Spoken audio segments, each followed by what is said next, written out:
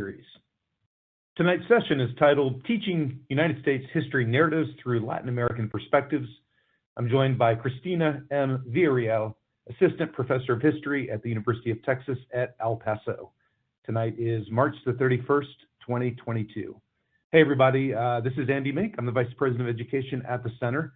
I apologize, my voice is a little scratchy tonight, but I want to welcome you with a full-throated welcome on behalf of my staff, Jira and Mike and Meredith, and the rest of the faculty and staff at the National Humanities Center. We appreciate you joining us. As this year rolls on, it's a sort of a weekly occurrence that I'm able to thank you for continuing your own professional growth and deepening your content knowledge and experience by joining us. But I always like to say, and I mean it very sincerely, that we do not take your time for granted at all. I know it's the most valuable currency that you have as an educator, as a parent, as somebody who's facing very disrupted and uncertain times right now, and we very much appreciate you being here. In particular, as I look around the room tonight, I see some new faces and some returning faces. Jason, hey, I haven't seen you in a while. Jason's over in Winston-Salem, not so far from Durham, where the center is located. Diana is joining us tonight from Flagstaff, Arizona. Anna is joining us from Summerfield, North Carolina, and Marco from Minnesota. Aura, it's nice to see you from University of North Carolina at Charlotte. And I see two people from the same place, but not really. Nichols, always great to have you here. Nichols is at Cox Mill High School in Concord, North Carolina, while Robert is at a high school in Concord, California, or as they say, where I'm located right now, here in Boston, Massachusetts, Concord. Thank you, all of you, for being here. And as always, we have at least a few Los Angeles teachers with us. April, Abby, Israel, others, thank you so much for joining us yet again. The center is entering sort of the final phase of our academic year, our fellowship year, just as many of you are. And as we start to reflect on what we've done this year and the ways that our fellows have engaged with their work and the ways that we as education programs have tried to connect that scholarly world with the teaching world, I think ultimately what we always try to do is provide you with an inspiration, if not very direct models for how to take this content and translate it for your younger students. That's what you're always doing, right? I mean, even if you find these engaging and entertaining, at the end of the webinar, what you're probably thinking is, how can I make this useful for the curriculum I'm responsible for, and maybe more importantly, for the students that you teach? I would admit, and in fact, I embrace that not all of our webinars are designed to match along curricular standards or around the expectations you might have in terms of what's being tested or what kind of knowledge you're expected the students to master. What I do hope, though, is that by shifting perspective slightly, by offering a unique way to consider something that may have seemed pretty tried and true, something that you feel comfortable with, it's a narrative that you've told again, you've heard, you've had it repeated to you, by giving just a slight shift in perspective, that it can aspirationally encourage you to grow that knowledge and grow that ability to reach kids in very different ways. And I think tonight's session is really designed to do just that. You may have noticed that my introductory question was focused mostly on the 18th and 19th century. As it turns out tonight, we'll probably be spending most of our time in the colonial period. And I think that's actually a really remarkable way to frame this notion of thinking about the American history narrative through other perspectives or other worldviews. It's that colonial story, certainly one where I grew up in the East Coast of Virginia, or here where I sit right now in Boston, Massachusetts. That's a story that's been told with a very clear, iconic stylus.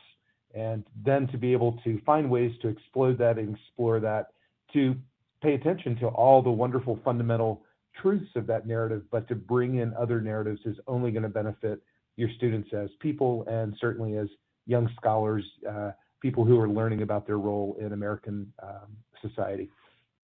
All of the work that we're sharing, including tonight's session, will be included in the free and open Humanities in Class digital library. I do hope that you have a chance to use that in your curriculum planning. I suspect you're probably at the time of year where you're running on fumes, and the idea of planning and building new curriculum is probably something that you're gnashing your teeth about.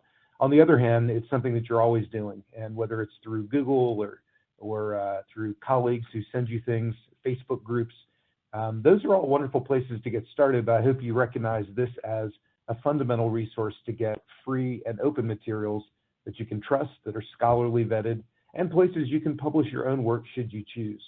That will include and does include the readings for tonight's session.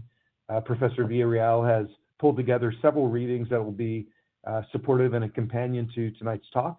If you didn't have a chance to read through them in advance, you can certainly go back and reflect on what she shares by spending time with this work. That these materials are designed for you as a professional educator, although I suspect that there are some students who might be able to engage with some of it. But that includes scholarly articles written, in this case, by past fellow Julianne Barr, also other chapters and excerpts, as well as more public-facing articles. And we hope that you find those helpful. It's hard to believe, but we only have 7 episodes left of the Humanities in Class webinar series after tonight. I hope you take a moment to go back to the schedule to see what's coming up that maybe you didn't sign up for in advance. We've had a couple of schedule changes of sessions that were intended to be broadcast earlier in the year, and we had to move them around for a variety of reasons. That does include the session with Elsa Wee, who in fact is just down the road from me here at Boston University. Elsa will be joining us to share her work in African studies, particularly with a focus on colonialism in Mauritania. And again, share these with your colleagues and with your friends and with your departments. We would love to serve all teachers who are interested. As the year draws to a conclusion, it could be that some of you are still hungry for National Humanities Center content and experiences. It could be that some of you are also looking for professional development credit. If that's the case, I encourage you to take a look at our summer school sessions of our online courses. We've condensed these 5-module courses into 1-week sessions. They're not meant to take your entire day, but they are meant to be 5 weeks kind of condensed with that same rigor into a time period where you can work through them in the summertime that you have in June and July. So take a look at those, and if you're interested, we would love to have you sign up. Finally, I want to invite you to submit your application for next year's Teacher Advisory Council. It's always nice to see a convening of past TAC members. I see many in the room tonight. I see Wendy up in Minnesota, Ginger over in Colorado, Jennifer there in Charlotte, North Carolina. I'm sure others that I may not see in the room right now. Judy's here from nearby Boston Latin School. This application is due by April the 29th, and your term would start in August. What we try to do is make this a very mutually beneficial relationship. We certainly want to take advantage of and invite you to contribute and help us evaluate and create some of the materials and activities that we have. That includes serving as a TA in webinars, as Candace Bailey is doing here tonight. It also means, though, that we want to amplify your work. We want to use our platform to extend your own career aspirations and your professional goals and the work that you do. And that could be presenting at a major national conference, as I'm here in Boston to do with 2 previous TAC members who have come from Delaware and Vermont. So this is intended to be a time and a space where we can support each other as humanities educators. We would love to have your application and be able to consider it. This will include, by the way, a 2-day visit to Durham, North Carolina next fall. One of the reasons we ask for a letter of support from your administrator is certainly to get a better idea of you and your background, but it's also to put them on record as they know you're applying, so that when we ask you to get out of school for 2 days, they're not going to come back and tell you that you can. Tonight's webinar is an audio-only webinar, but your voices are going to be very loud, and those voices will be in the chat box and in the Ask the Professor box. Please don't hesitate to chatter with each other, to share thoughts and links, to respond and to things that Professor Villarreal is going to share. Please also use this as a way to formally submit questions, and as the moderator, I'll bring those forward at different times. So once again, we are about to begin tonight's session. It's titled, this Humanities Class webinar session, it's titled Teaching U.S. History Narratives Through Latin American Perspectives. I'm very pleased to be joined by Christina Marie Villarreal, Assistant Professor of History at the University of Texas at El Paso. Again, a high five and a nod to Candace Bailey, who is our first Teacher Advisory Committee member, who is also a past fellow at the center. Thank you for joining us tonight and being in the chat room. And Christina, I see you down in El Paso. How are things in Texas? Woo, still have to find the unmute buttons in this digital world. You just dropped So, right in. yes, hello. I am actually reporting from Dallas this academic year. Fantastic. I'm on a fellowship at SMU, and things are great. Things are great. The That's weather's great. improving. Hmm. That's fantastic. Well, Professor, I very much appreciate you joining. If you don't mind, I'm going to ask you sort of a personal question to frame and to get tonight started. And I know Sure. this because we've worked together in the past, and I've heard you tell the story. So I hope it's okay that I'm asking you about your own schooling. And I think, as I recall, you grew up and you went to high school in Texas, correct? And That's right, in San and Antonio. Hmm. yeah, that's right. And so I'm wondering, as a high school student, now you've got an audience of teachers, of students younger than what you teach mostly. Some of those students will probably be in your class, sort of metaphorically in the future. What was it like for you as a high school student in San Antonio, Texas, when you were presented the U.S. history narrative? What kind of experience did you have? Sure. Well, as a high school student and as a middle school student and just general K through 12, I did not enjoy history. I didn't see myself really represented in the history that I learned in SAISD, San Antonio Independent School District. And so I wasn't really invested in learning much about U.S. history. It wasn't until I was at college, that I took a Mexican American, no, it was just modern Mexico class that my mind was blown, and I had never thought that I'd major in history until I took that class. So really the absence of feeling represented in my K through 12 education in history was discouragingly really unattractive to me. History was really unappealing to me. So unfortunately, that was my early experiences with history. So I'm excited to talk about this topic today and think about ways to include a more broad perspective when thinking about U.S. history.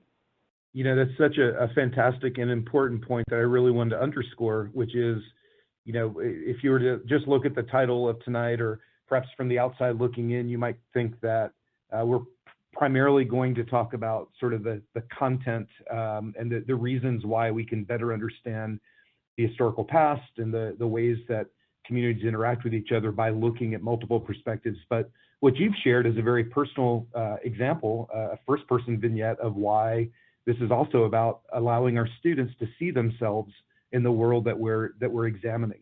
That seems to be a really important thing, and I suspect that the students you teach at UTEP probably also respond to that sort of approach. Yes, definitely. Well, we're very anxious to go through the slides tonight. As I've shared with you, our audience is very loyal, it's very engaged, and they will ask you a lot of questions. So at different points, I might bring those questions forward. I'm going to invite the audience to use that Ask the Professor tab. And when that time comes, I'll bring them to you. But in the meantime, please do walk us through your sense of the ways to approach U.S. history. Sure. All righty. Well, thank you very much, Andy, for inviting me to speak a bit about my research and my general area of expertise. Thank you also, Candace Bailey, for being our TA today. And I want to thank Jara Lego for helping me interact with this webinar system. And finally, before I get started, I also want to thank the audience, those listening now, and anyone who's listening to this recording. I really appreciate your time and your willingness to expand your teaching toolkit. I'm really excited and surprised to see so many LAUSD representation, so much representation. That's exciting. And wow, this is such a cool format. So thank you for being with me today. Now, I have slide control. Is that right, Andy? So if I click on this slide, you'll see that change? That's correct. You can just advance through the slides at your own pace and your own will. Excellent. Okay. Well, so Andy invited me today to speak about teaching U.S. history narratives from a Latin American perspective, and I found this prompt to be both exciting and overwhelming because Latin American history is so expansive, it's so complex, and there's so much of it, right? So I thought this was also therefore so important to figure out how we can include a Latin American perspective when we're thinking about U.S. history. As mentioned, I am an assistant professor at the University of Texas at El Paso, And at UT El Paso, we offer a PhD in Borderlands history, and we advertise an exciting opportunity to study the border from the border, right? So at its core, the proposition to study borderlands from the border is one that believes that geography is important to perspective, right? It is from this position, a position that highlights geography, that I want to approach tonight's prompt about U.S. narratives from a Latin American perspective. So my purpose for today's webinar is to provide some examples of how we could reframe U.S. narratives from this Latin American perspective.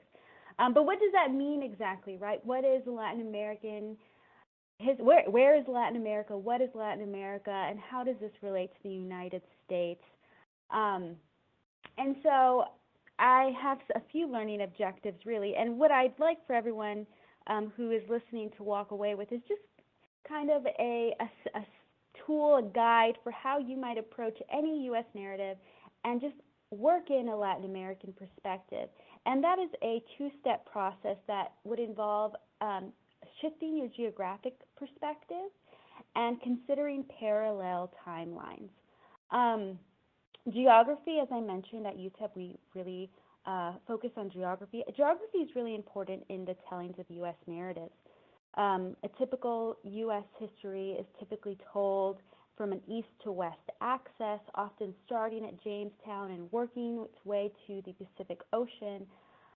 This narrative bears much historical reality. Its linear progression treats territories outside of the United States however, as undeveloped and non-existent, right? If we just kind of follow this progression, it seems as if North America is this undeveloped wilderness. So in this east to west telling,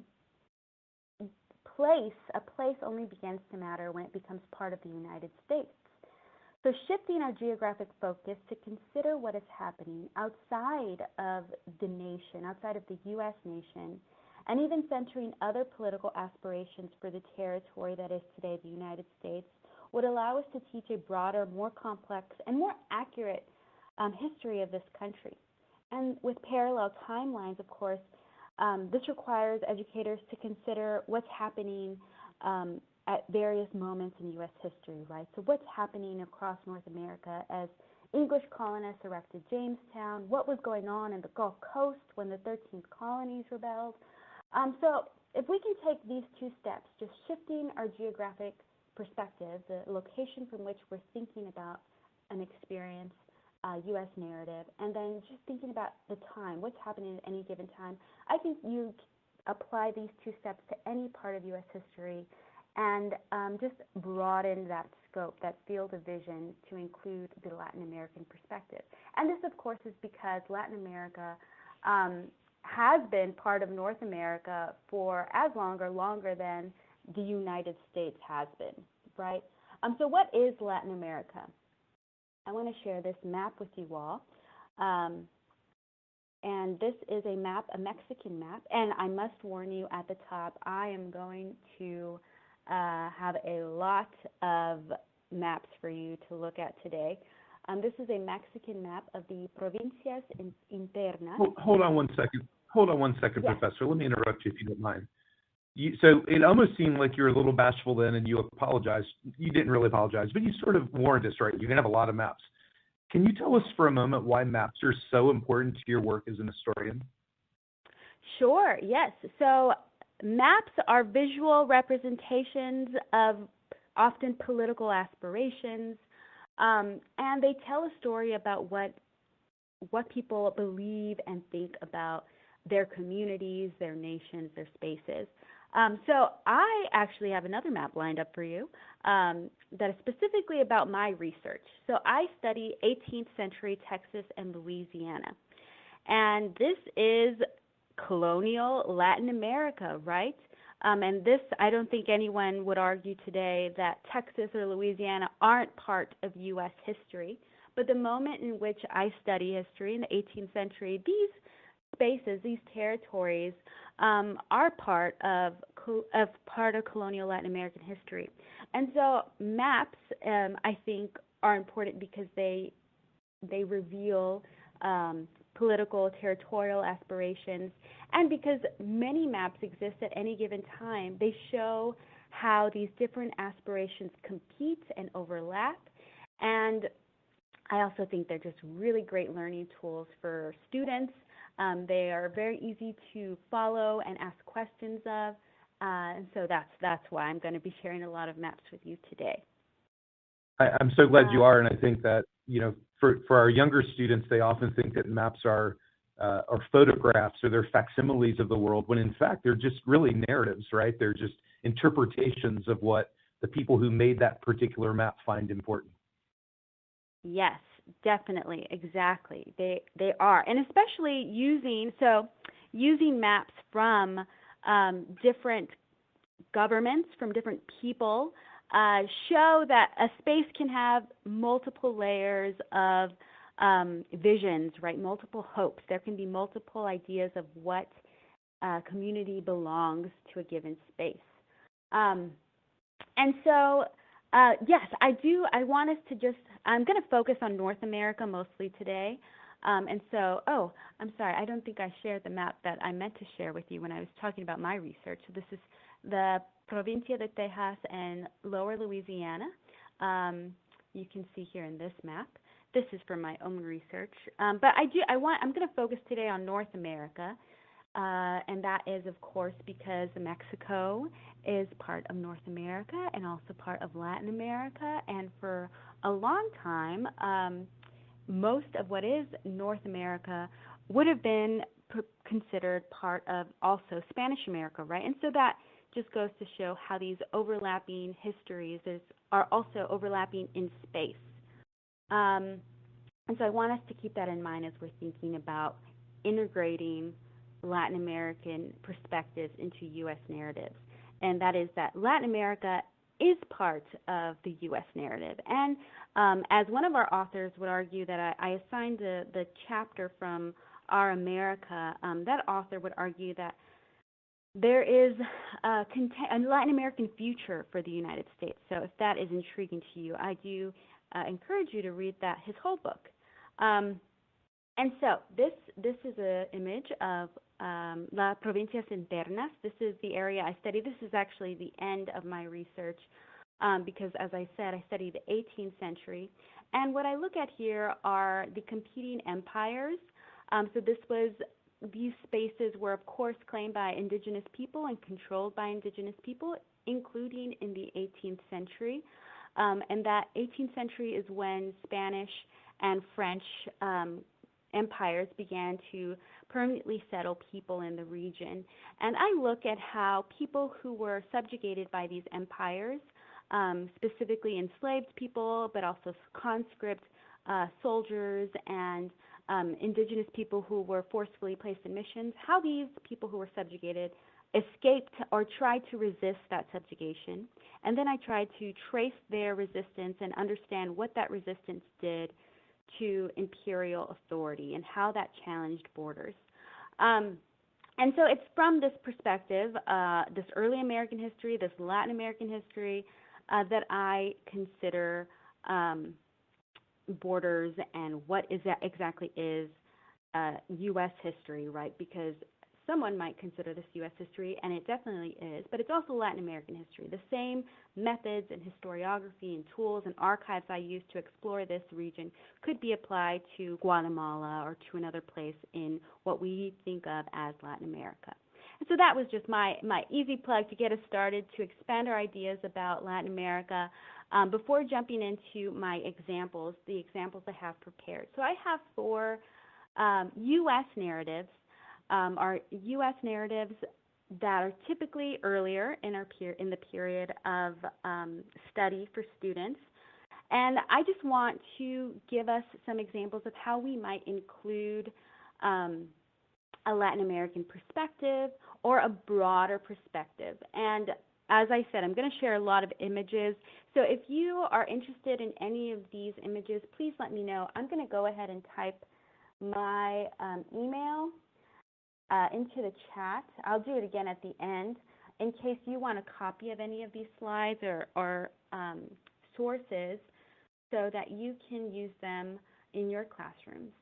And the four narratives I want to get through, I hope to get through, are indigenous lands, right, starting about the pre-Columbian narrative, and then working our way through colonization and exploration, speeding through and going to independence, the American Revolution, and finally ending on the narrative of manifest destiny. Oh, great. Andy said he's going to make the PowerPoint available for everyone. So the first narrative that I want to get to is, how do we teach about pre-Columbian North America? I'm sorry, I lost myself in my notes. Here we go. So perhaps it is evident that U.S. history does not begin with Columbus. Many educators start a study of U.S. history with an entry into the so-called pre-Columbian past, right? So how could this historical narrative consider a Latin American perspective? Well, when we're considering all of North America, it's important to remember that Latin America also has this so-called pre-Columbian past. This is a map from the great website nativelands.ca. It would be a great resource, I think, for any classroom.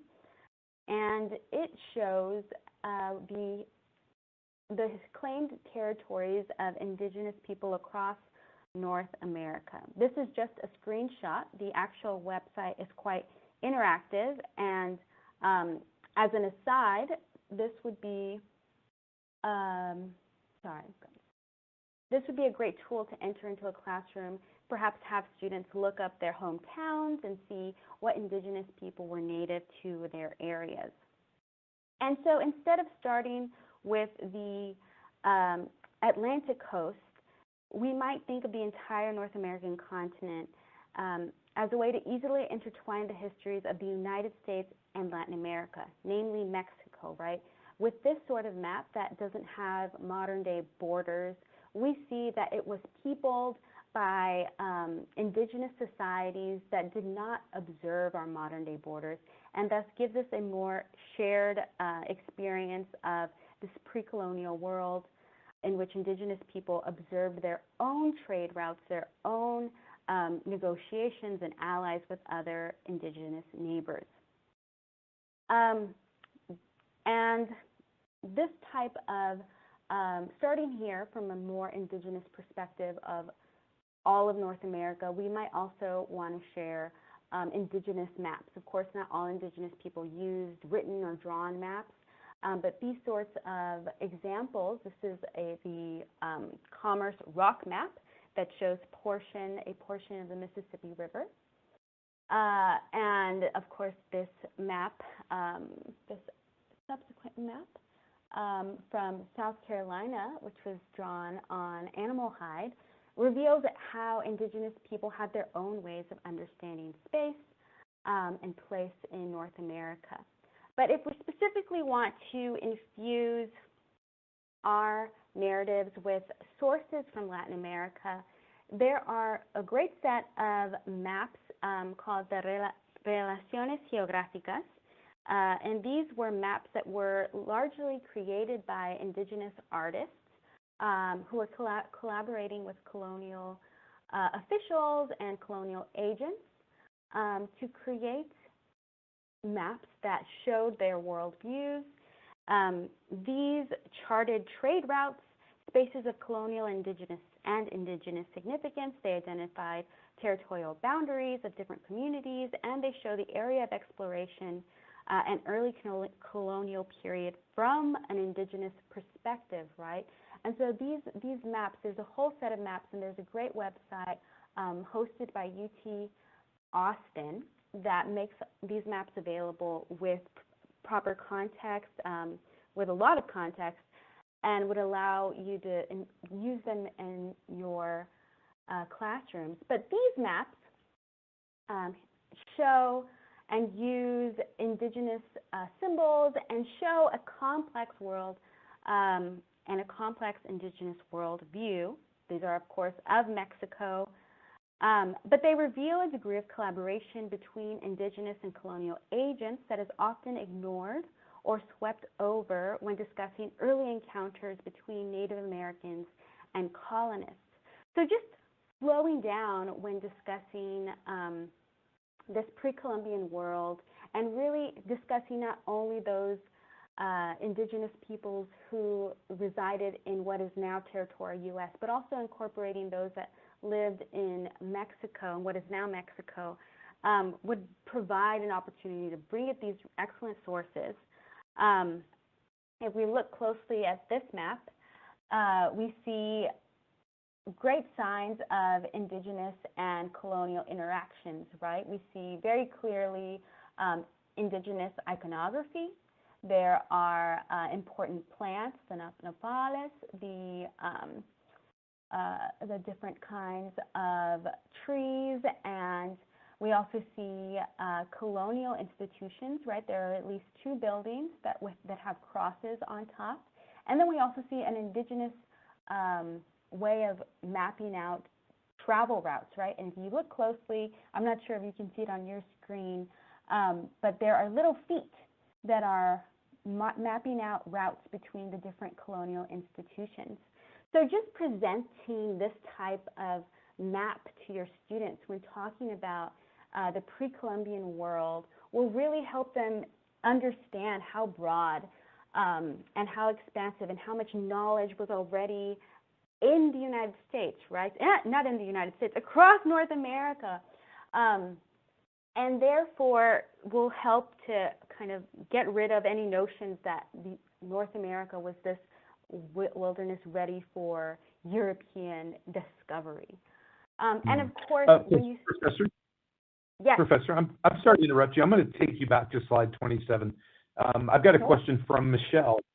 Michelle is actually, it seems like everyone's either in Los Angeles or Boston tonight. So Michelle is in Boston. And she's wondering if you can talk a little bit. So as an historian, or even as an educator, when you look at a map like this, what are some of the key elements that you want to make sure your students understand? Something like symbology or orientation, or how do you deconstruct? What kind of questions do you ask a map like this? Sure. Well, I think it's important to think about what the map is showing, what is most relevant in the map. And I think we can't help it as people of the 21st century to come to an item like this and want to see certain things like cardinal directions or boundaries, clear boundaries. And I think the absence of those is something that I would lean into, right? And really have students think about, what does it mean that a cardinal direction is missing from this? What does this tell us about the indigenous author? And that hopefully would lead into a discussion about indigenous worldviews, how indigenous people may have thought about space differently, not so much in terms of a geographic exactness, but more so in terms of sacred spaces and interaction. This is from the 16th century, so this would have been a moment of interaction between indigenous people and Spanish colonists.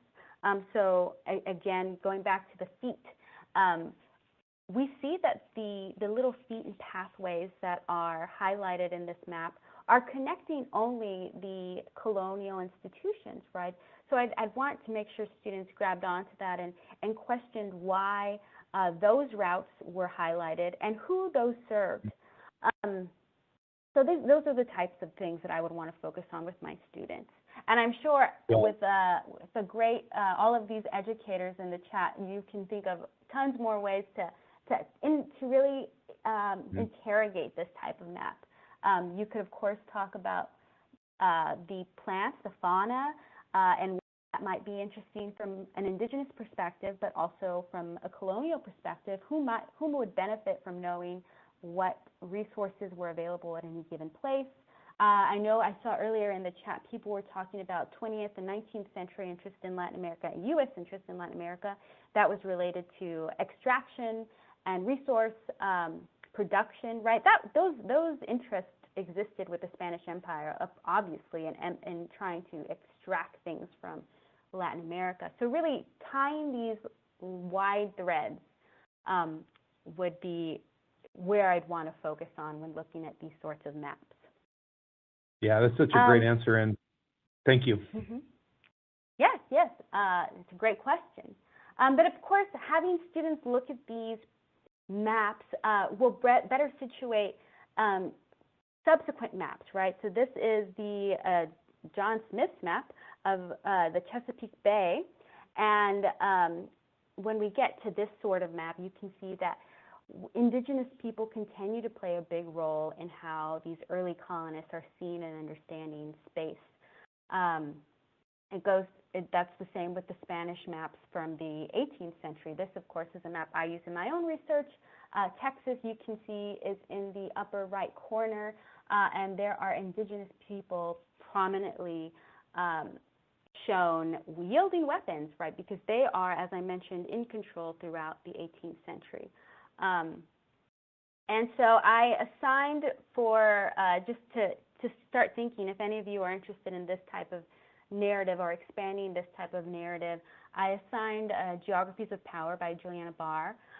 This work, she does a great job in interrogating how Caddo people used space and I understood space in the woodlands of Texas.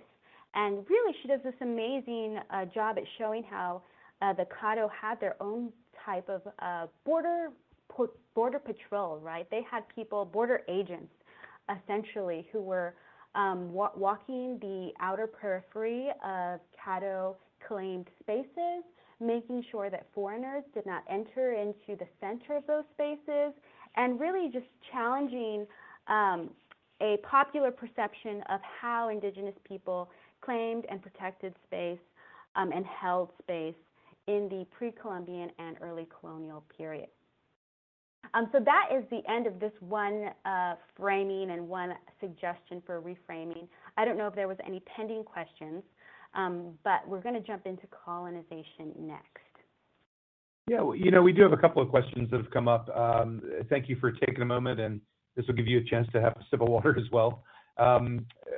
As I look through the questions, I'm going to combine a couple of them and ask you on behalf of Ron, who is joining us from Vermont, as well as Jason, who is joining us from South Florida, to maybe talk a little bit about map authorship. So it's one thing, we did a session earlier in our webinar series with a professor who shared her method of using photographs. And of course, one of the ways to approach those primary sources is to think about who created it and who the intended audience is. So when you look at maps like this, there's one thing to look at the content of the map, but do you spend much time thinking about the audience of who might use that map and the people who are actually creating it? Great question, definitely. I think Juliana Barr does a great job at revealing the maps that are not drawn out.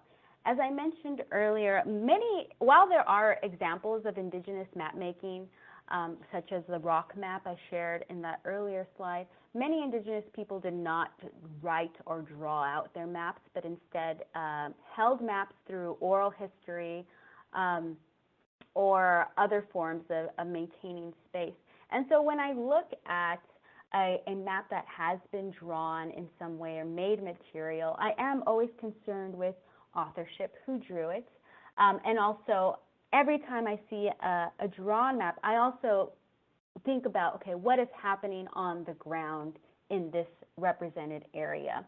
So if I can just go quickly up to my map on Texas and Louisiana, this map is a Spanish map, and it shows a very particular political organization of Texas and Louisiana.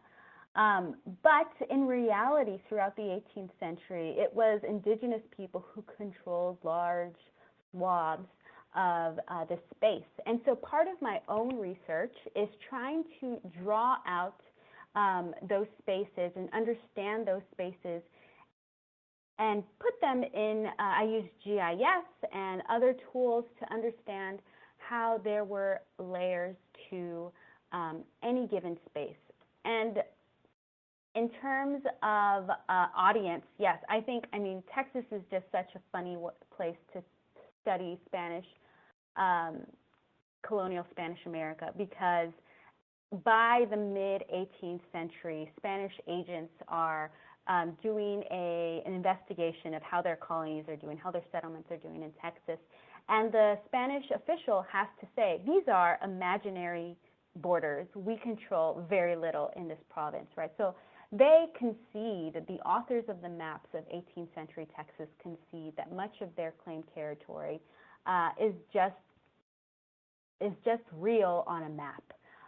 So yes, definitely great question, but that's how I approach a map about their authorship. I always look at the map, consider who it's for, and then try to get down to the ground and figure out what is happening on the ground and what other types of maps, and I say maps with air quotes, but what I mean is territorial organizations existed upon that same land represented.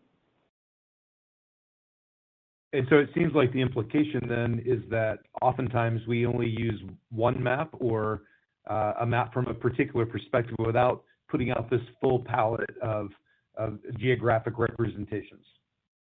Exactly, yes. So what I try to do is see the map that is not there. So, or, you know, it's also important, especially working with Texas and Louisiana, I'm always using Spanish and French maps, and then later English, British maps.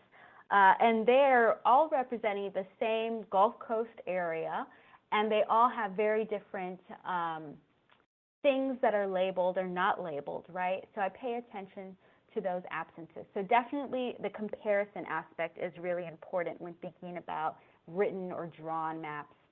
Someone in the chat mentioned the materiality of the map. I think also that's so important. Just thinking back to the indigenous maps, something that's on a rock, right? This is a part of the Mississippi River, and something that is etched onto a large, heavy rock that is not likely to move. Why would this have been important? There's been a lot of archaeological studies on this map, and you know, archaeologists and historians agree that this was a way to for travelers to understand the paths to various trade spots and resource collections. So yes, I think maps need to be seen in context with other maps, and also someone who's studying maps needs to think about what is not put on the map, what is missing. Fantastic, thank you. Yes, no problem. Okay, well, Andy, this is we're ending at half an hour at the next hour, correct? Correct. We'll be ending at 8:30 East Coast time. Okay, great. Wow, this flies by. This is very fun for me, actually. This is great. But let me try to get through the other three narratives. I think we have plenty of time. This gives me about 15 minutes each. And so, colonization. So, of course, in U.S. history, after talking about pre-Columbian history, usually there's a conversation about colonization. A traditional narrative of colonization might have us start with Columbus and then jump to Jamestown. But to take a Latin American perspective, I would suggest pausing to understand the context of exploration and following the arrival of Columbus. Now, so some of you might be familiar with this document, the Treaty of Tordesillas. And this was, of course, the treaty that divided the so-called New World into explorable lands for the Spanish and Portuguese crowns. It's sketched out by, it's signed in 1494, right? So very soon after Columbus arriving in the Americas. And it played a pivotal role in the trajectory of European exploration. It said where exactly Spaniards had the right to settle and explore, and where Portuguese did.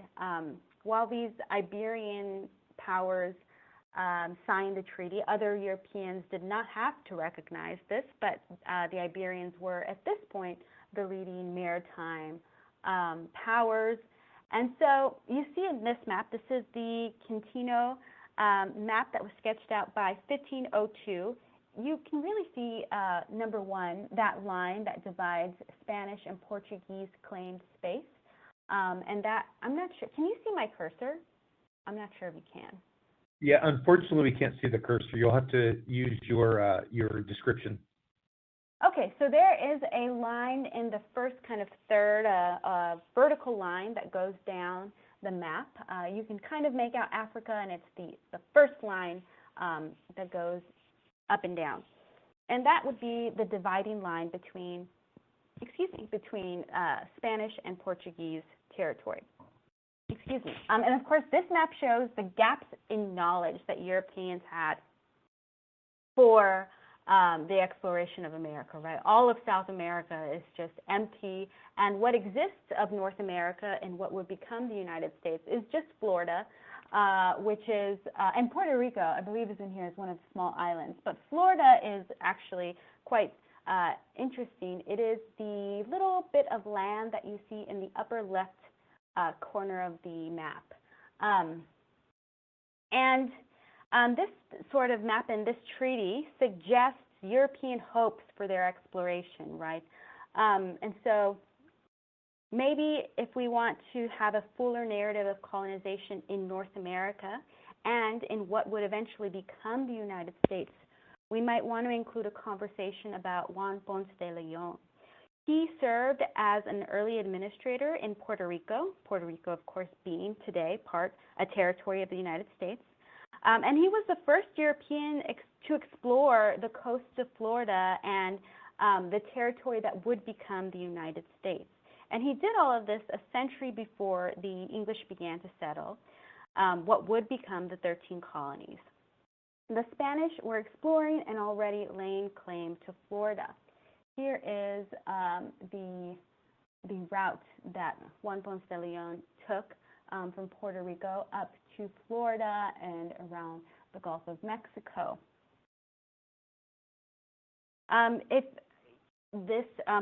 For more information about this, this is in the chapter from Our America, A Hispanic History of the United States by Felipe Fernandez Armesto, which you should have access to in the supplemental readings. Bringing in Puerto Rico really will complicate students' ideas about who and what constitutes the United States. It's also an opportunity to think about empire, thinking about how empires have and continue to be a part of the United States history. But further, by including this early Hispanic exploration of the United States and really highlighting these earlier explorations and land claims, we can really show how much was explored and claimed by the Spanish Empire before the English began to settle in North America, and therefore highlight how Spanish knowledge influenced subsequent empires, right? So this is a map of the lands claimed by Spain in 1600. So this is around the time that the English are getting ready to start settling in Jamestown. And this is already, I mean, there are many gaps in here. And like I said, this is a hope. This is an aspiration because Native Americans are in control of most of this space. But the fact that this map looks like this in 1600 and this map in 1500, they've filled in some gaps. So that's just an easy exercise to show with students how much knowledge there was and how much development there was. This is Mexico City in, I believe, 1628. It's a highly developed colonial city. It's gridlocked in the colonial style. There are various cathedrals, and there's a cathedral and various churches and royal palaces. Colonial institutions have already taken root. And there's also a general history of the Spanish experiences in the Americas by 1600, right? This is printed in 1601. You can see at the bottom of that cover page. And so all of this has already happened before we get to Jamestown, right? And so to highlight this earlier experience, Spain's experience in the so-called New World, is not to romanticize or to prioritize the Spanish experience, but really just to show that English colonization of North America was part of this broader experience of colonization across North America. And all of these influences would play a role in what would become the United States. Let me see, I lost my notes. I got so excited I lost my place in my notes.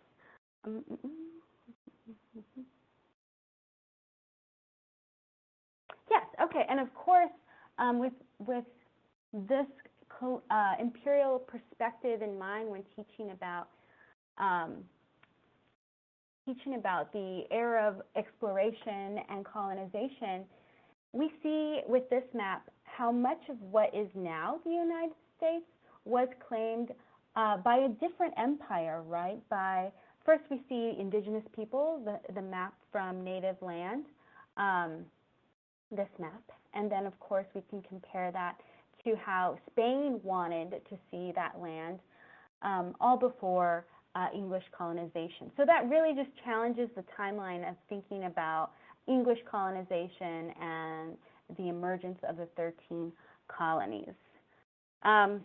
So when we get our students to think about competing empires, competing colonial visions, I think students can really not think so teleologically, right? This map really shows that the United States was not a given. It wasn't a foregone conclusion that the United States would exist across the central part of North America. Andy, do I hear you coming in? Actually, you did not. You heard my water bottle flexing. Sorry. Oh, no problem. Okay, and so I see a question from Tisha Hooks. You, you know what? We'll save those. You keep going, and I'll bring these questions to you at the right time. Okay, I am approaching the next narrative, which we're going to rush through and talk about, rush through all of the colonial period and get to independence. So if there are any questions about the last narrative, really bringing in Spanish, the Spanish Empire. There are actually, thank you. And I apologize, I didn't quite realize that you were about to take this break. The first question comes from Fabiola, who is from California. Fabiola is wondering if you can respond to this question. Once British colonizers came to North America, were there clashes with Spanish colonizers? Oh, yeah, that's a great question. There was always antagonism between the Spanish and the English.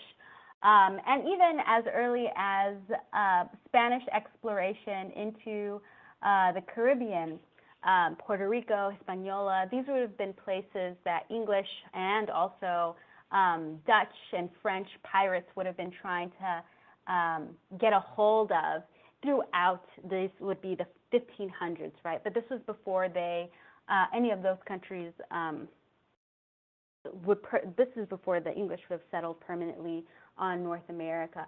So there were other empires and other agents of different empires exploring these places, and the English and the Spanish did have a lot of territorial competition, but because the English chose to settle up on the Atlantic coast, the Spaniards were really preoccupied for much of the 18th century with the French.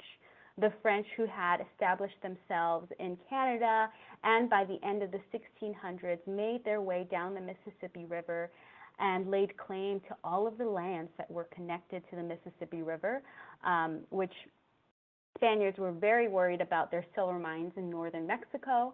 And really, it's this French exploration of the Mississippi Valley that leads to permanent settlement in Texas, because Spaniards believed they had to develop their settlements in Texas in order to have a buffer between French colonists and their Mexican silver mines. And so by the late 17th century, the early 18th century, it's the French really who are acting as a buffer between Spanish and English empires.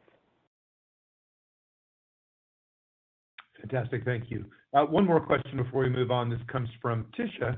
Tisha's in nearby New Haven, Connecticut. She's wondering if you can talk some about the timeline for when the Spanish established churches and schools. Yeah, as this map makes clear, well, I'm not sure of the small details, and hopefully you can go into and find this PowerPoint later and find this map. I have the title and a location where you can find and zoom into it. But there are, at this stage, universities and churches and colonial institutions already erected, and that's right. Your assessment that Spain established churches and schools almost immediately. As soon as they were able to, and of course, if you want to read more about, I'm using air quotes to say conquest,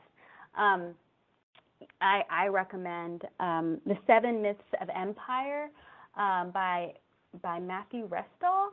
It's a great book that really interrogates the ideas and notions of conquest. And one of his core arguments is that the Spanish did not conquer in ways that are maybe more popular, right? The Spanish were only able to lay claim to Mexico City because they had help from other indigenous people, and these were enemies of the Aztec, right? So enemies of the Aztec, indigenous enemies of the Aztec, allied themselves with Spaniards and formed a coalition to defeat the Aztecs. So if you're interested at all about that conversation, I really highly recommend that book. But yes, so as soon after that period of conquest, Spaniards began to quickly erect colonial institutions, and many with the help of indigenous allies in terms of building and in terms of staffing. Yes, no problem. Thank you for the question. Great. Now we have one more question that's come in. I'm going to try to slide this one in before we move on. This comes from Carolyn. This is keeping with our New England theme. Carolyn is in New Hampshire. She makes this comment. In my past impressions of the times of colonization, one way of discounting Spanish colonization seemed to be by painting them as being more brutal and violent than English people. Is there any truth to this? Oh, that is a great question. That is a great question. So you may be familiar with the Black Legend, and that is, it was really propaganda to really scar the name or besmirch the experiences of the Spanish Empire, right? To paint and portray Spanish and Spanish colonialism as more violent and worse than English and British colonization. And I am not one to celebrate colonialism or imperialism. I really enjoy studying it, but it was very destructive, right? The entry of all of these empires. And so I think it's interesting to compare and say that the Spanish were more violent than the English. But a big part of that particular narrative is rooted in this Black legend. Recently, there are a lot of scholars who are really tracking and tracing the history of that Black legend and how it was spread. But it was really spread at the end of the Spanish Empire's heyday, when they were already in decline in terms of global power and economic success, and was really a way to diminish their standing on the global stage. But that is not to say that there weren't violent encounters. There were many violent encounters that the Spanish initiated, but in more cases than not, the Spaniards had to collaborate. It wasn't a question of might and power. The Spaniards had to collaborate with indigenous people in order to settle in North America, in order to maintain any sort of settlement or positions in North America. So that's a really great question. That could be definitely a seminar, a webinar on its own. But yes, I think it's complicated. It is complicated. They were violent, but in many aspects, the Spanish had laws against enslaving indigenous people, for example, as early as, I believe the year is 1552. Of course, when the Spanish hear about the Black Legend, this is kind of modern day. Whenever you talk to a Spaniard about this Black Legend and the tales of how terrible the Spanish were, they always, I say this from a personal experience. My husband, well, he's my fiance. My partner is Spanish. She's from Sevilla, Spain, and his family. We talk about this a lot as the family historian, and talking through the Black Legend. They always counter with the Spanish were already prohibiting the enslavement of indigenous people as early as 1550s, and it was the English who enslaved and killed. So, it's very interesting how these narratives live on in our current modern consciousness, and they're still fraught topics today. So, great question. I totally understand where that kind of question comes from, and because you asked it, I think that my answer is that it's complicated, and that the initial negative light, or the comparison that the Spanish were somehow more violent than the English, is in many ways also related to that Black Legend and just the competition of empire. But that's not to dismiss the violence that did exist. Thank you. Christine, I hate to do this as the timekeeper, but I'll remind you that we have a little over 25 minutes left.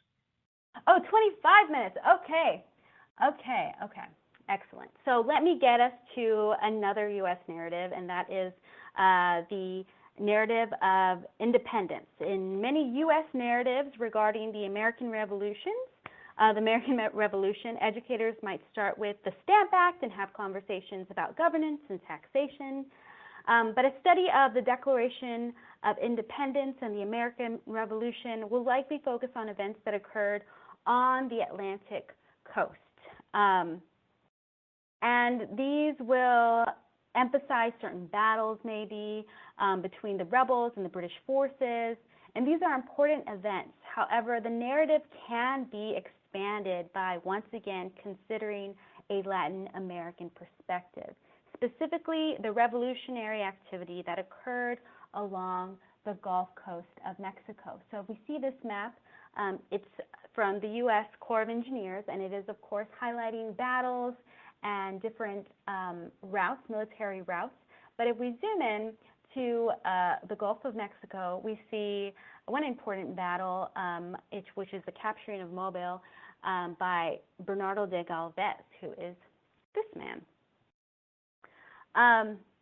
And so there's a great, if you're interested in the Spanish experiences in the Gulf Coast of Mexico, there is a great book by Kathleen Duval titled Independence, and it explores the lives on the edge of the American Revolution.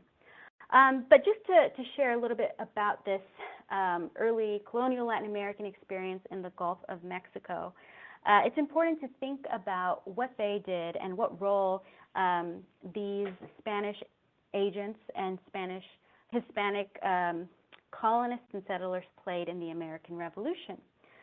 So as you may remember from my explanation of my work on Texas and Louisiana, these were active sites of colonization, and French and Spanish colonists began to settle these at the end of the 1600s.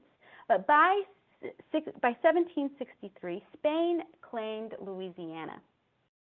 And by 1777, in the midst of the American Revolution, Louisiana's governor and its leading military commander was this man here, Bernardo de Galvez.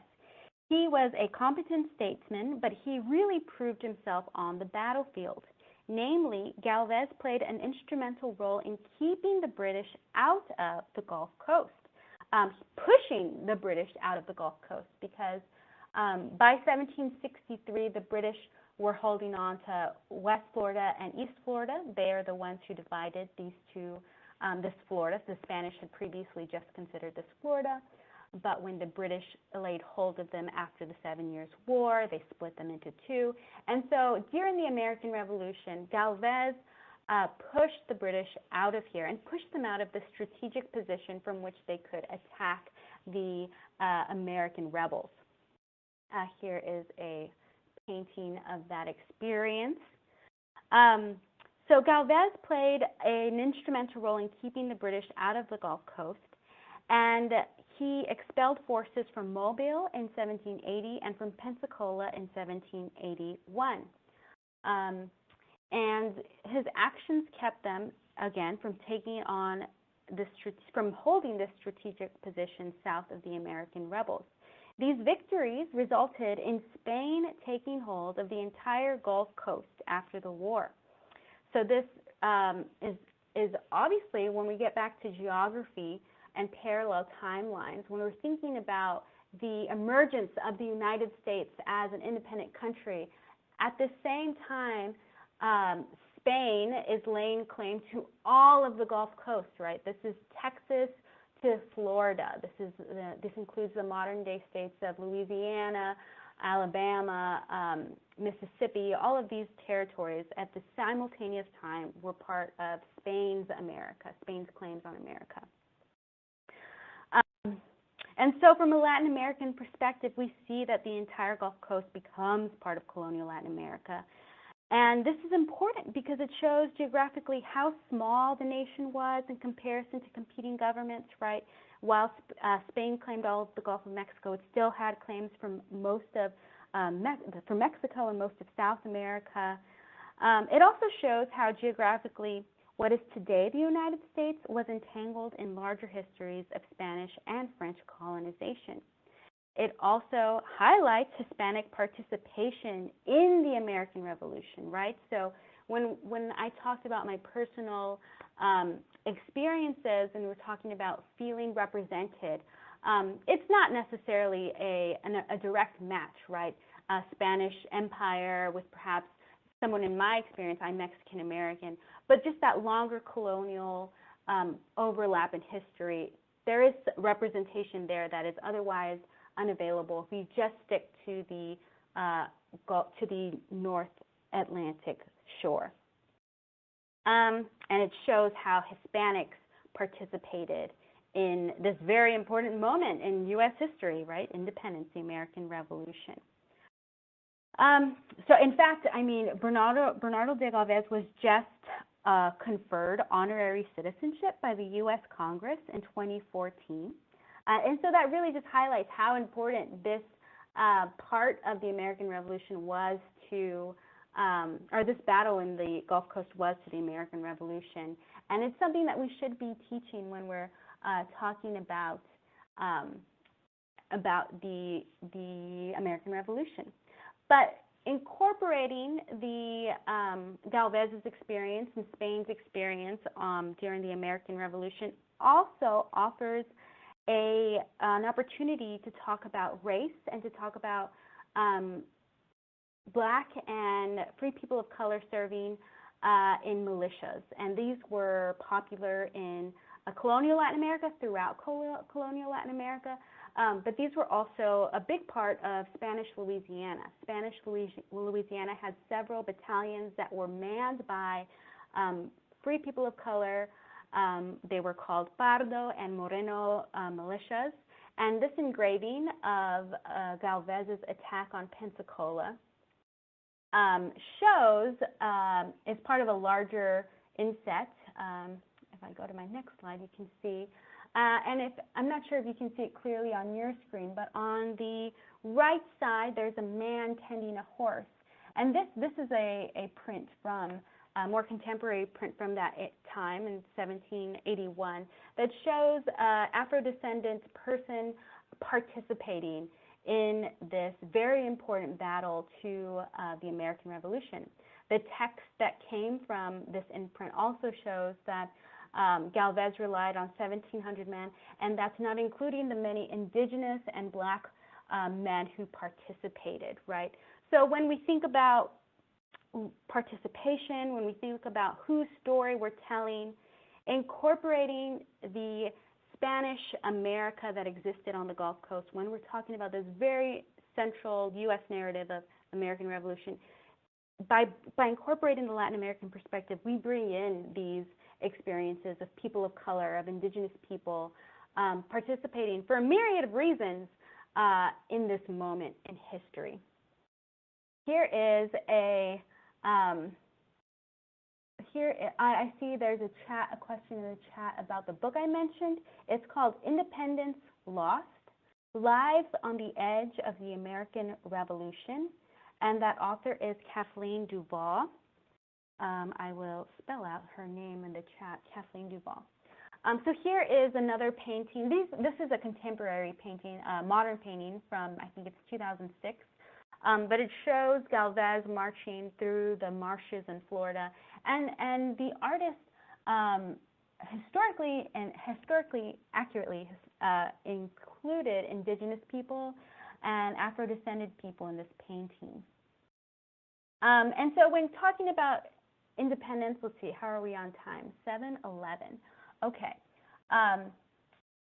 And just quickly to breeze through the other slides I have for this one narrative, this might also be an opportunity to place U.S. Independence within a conversation about enlightenment across the Americas.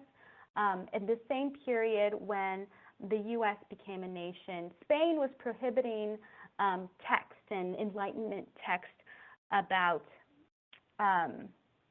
sorry, I see a question about the rights of man, for example, and from being distributed. This is a letter that is talking about the seditious work of this text, Los Derechos de Hombres.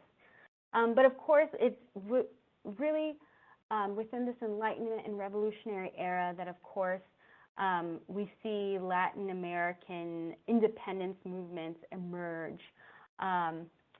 This is a map that shows a timeline of independence across the Americas, which can just contextualize for a student how the United States independence was part of a larger independence and enlightenment movement across the Americas, and may lead to a conversation about the Monroe Doctrine, which of course leads to Roosevelt's corollary and the United States' presence in Latin America today.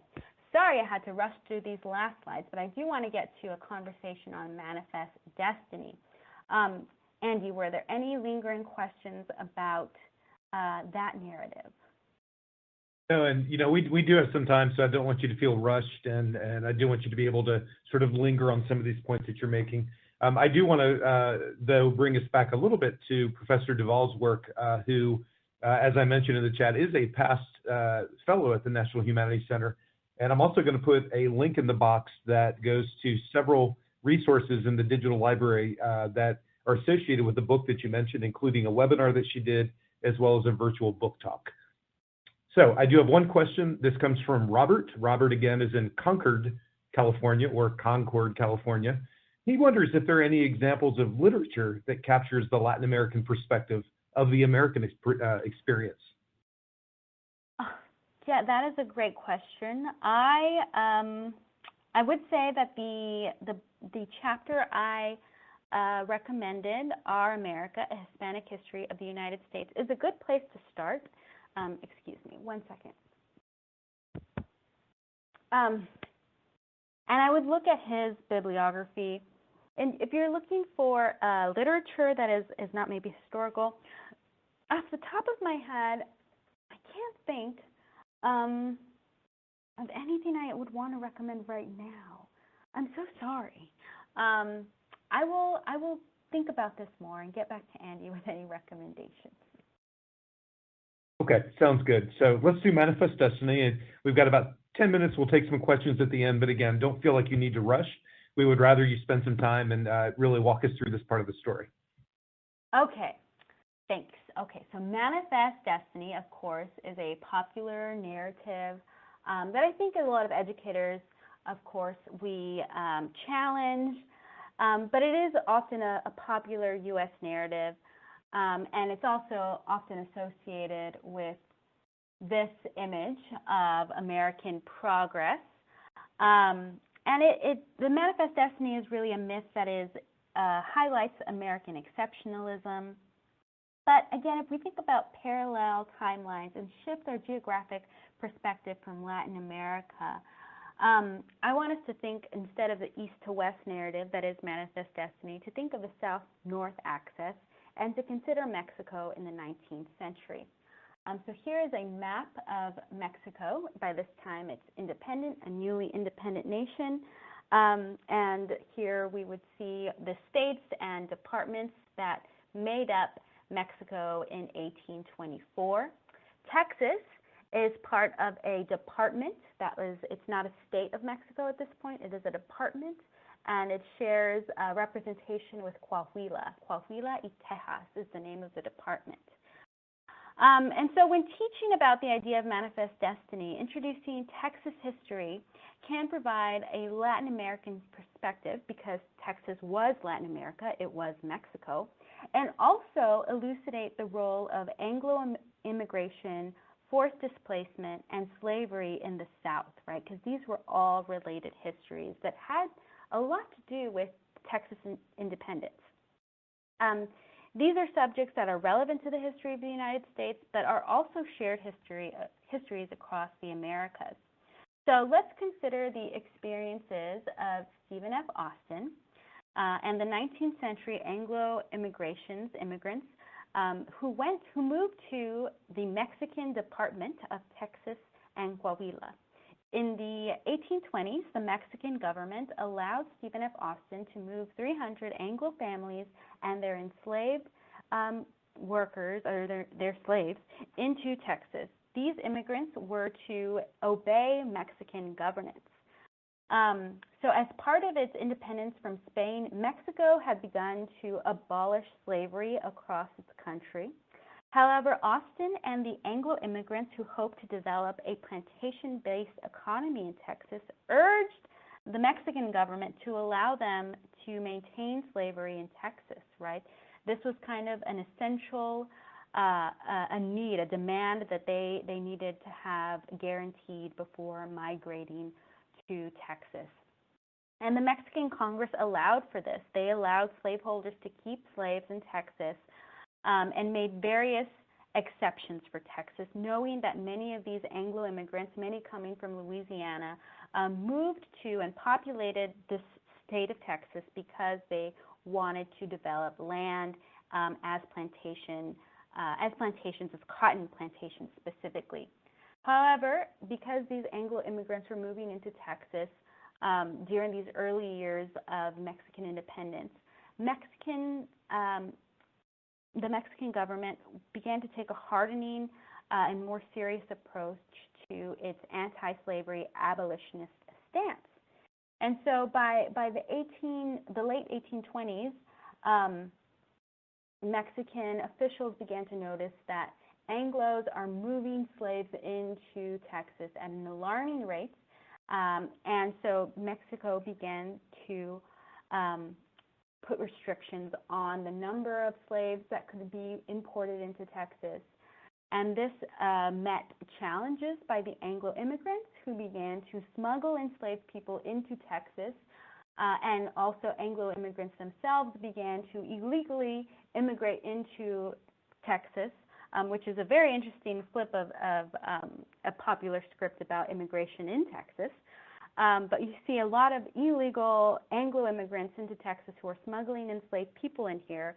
And this reaches a head in 1830 when Mexico forbids U.S. immigration into Texas, and also it prohibits the introductions of slaves. This leads to much contention between the Anglo-immigrants and the Mexican government. And by 1835, this tension leads Stephen F. Austin to make the really telling statement that, I'll read this to you. The situation of Texas is daily becoming more and more interesting, so much so that I doubt whether the government of the United States or that of Mexico can much longer look on with indifference or inaction. It is very evident that the best interests of the United States require that Texas should be effectually and fully Americanized, that is, settled by a population that will harmonize with their neighbors on the east in language, political principles, common origin, sympathy, and even interest. Texas must be a slave country. So this is Stephen F. Austin saying this. He's writing this in a letter as a Mexican citizen in 1835, in August 21st, 1835. Stephen F. Austin is a Mexican citizen living in Tejas y Coahuila, and he is already aligning himself with the United States. And so this leads to maybe telling me the Declaration of Independence for Texas, right? This is the Anglo immigrants' attempt to distance themselves from Mexico's abolitionist stance. Of course, I recommended a podcast for more information about this particular period, and we'll have more details there. But essentially, after Texas independence, Texas becomes the Republic of Texas, which Mexico never recognized, but the United States promptly does. And this tension eventually leads to the Mexican-American War, or as from a Mexican perspective, this would have been the U.S. intervention in Mexico, which eventually makes Mexico, this is a map of Mexico that shows the northern provinces that belonged to Mexico before 47, and then after the Treaty of Guadalupe, which is signed in 1848. And that is how the United States was able to attain the Southwest region, right? So we can't tell the full story of this, of the territorial expansion of the United States without including this very important history in Texas and these themes of immigration and slavery and rebellion. And of course, by including these histories, this Latin American perspective, we can also talk about issues of slavery and expansion.